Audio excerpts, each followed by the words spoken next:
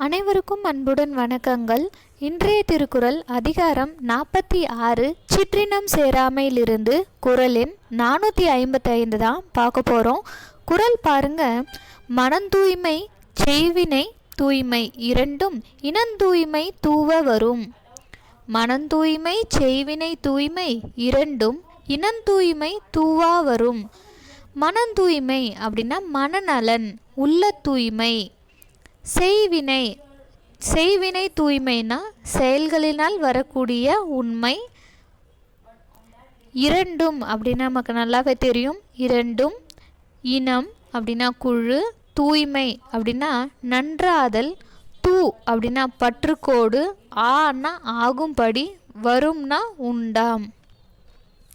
மனதின் தூய்மை செய்யும் செயலின் தூய்மை ஆகிய இவ்விரண்டும் சேர்ந்த இனத்தின் தூய்மையை பொறுத்தே ஏற்படும்.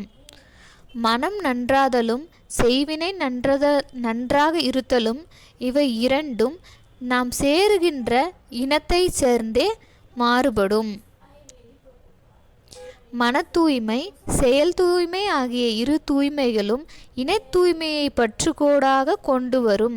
அதாவது என்ன சொல்கிறாங்களா, நம்ம மனசால் நினைக்கிறதும் மனதினால் நல்லதே நினைக்கிறதும் நல்லதே செய்யக்கூடியதும் இது ரெண்டுமே எதை சார்ந்து அமையும் அப்படின்னா, நாம் எந்த இனத்தாரோடு சேர்ந்திருக்கிறோம். எந்த இனம்னா இங்கே என்ன சொல்கிறாங்கன்னா, நல்ல இனம், நல்ல பண்புகளை உடையவர்கள், நல்ல ஒழுக்கங்களை உடையவர்கள், நேர்மையானவங்க கூட சேர்ந்தால் நாம்ளும் நேர்மையாக இருப்போம் இல்லைங்களா? அந்த மாதிரி தான் நம்ம எப்படியாப்பட்டவங்க கூட சேர்றோமோ அப்படியாப்பட்ட பண்புகள் தான் நமக்கும் வரும்.